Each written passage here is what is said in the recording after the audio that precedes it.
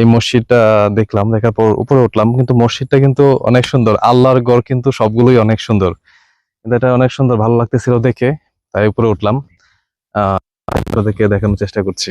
একটা বিষয় বলে রাখি, সেটা হচ্ছে এখানে লেখা আছে মহিলাদের নামাজের ব্যবস্থা কিন্তু এখানে আছে। এবং এই মসজিদের অর্থাৎ এখানে দাঁড়াইলে, মসজিদের সামনে দাঁড়াইলে এখান থেকে কিন্তু খুব সুন্দর একটা ভিউ কিন্তু দেখা যাচ্ছে, পাহাড় আর হচ্ছে মেঘ উঠতেছে। দেখেন এই পাশটাতে দেখাই, দেখেন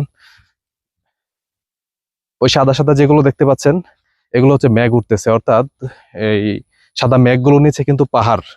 এই মেঘগুলো একটু পর কেটে যাবে, অর্থাৎ চলে যাবে, চলে যাওয়ার পর কিন্তু পাহাড়গুলো স্পষ্ট বোঝা যাবে, অর্থাৎ সবুজ। আস্তে আস্তে কিন্তু ওই পাশের মেঘগুলো সরে যাচ্ছে, এবং আপনাদেরকে দেখানোর চেষ্টা করছি, মেঘগুলো সরে যাচ্ছে এবং আপনার আস্তে বোঝা যাচ্ছে পাহাড়টাকে এভাবে সাজানো এত সুন্দর, মানে মনে হয় কোনো শিল্পী তুলিতে এই সাজেকটা যেন এঁকে রাখছে, অর্থাৎ কোনো শিল্পী তুলিতে এই সাজেক আঁকা ছবি এরকম মনে হবে।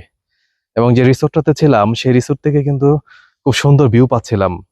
এখানে যে পাহাড়গুলো দেখতে পাচ্ছেন, এগুলো হচ্ছে ভারতের মিজোরাম রাজ্যের পাহাড়গুলো দেখা যাচ্ছে। এবং খুবই মনোমুগ্ধকর সুন্দর একটি পরিবেশ কিন্তু এখানে রয়েছে। আর এই হচ্ছে মসজিদ। তো আপনারা সাজেকে আসলে নামাজ পড়বেন, এই মসজিদে নামাজ পড়তে পারবেন। এবং অন্য পাশ থেকে এই মসজিদটা দেখানোর চেষ্টা করছি আপনাদেরকে। দর্শক, অসাধারণ, অনেক সুন্দর লাগছে মসজিদটা। দেখেন মসজিদের ভিউটা আপনারা। এবং মসজিদের সামনে দাঁড়াইলে এবং এর চারপাশে যে পাশে আপনি দাঁড়ান না কেন, আপনার চারপাশে কিন্তু পাহাড়।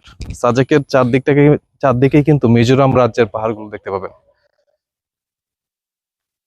এখানে ওয়াশরুম এবং ওযুখানার ব্যবস্থা আছে, এই লেখা আছে এখানে।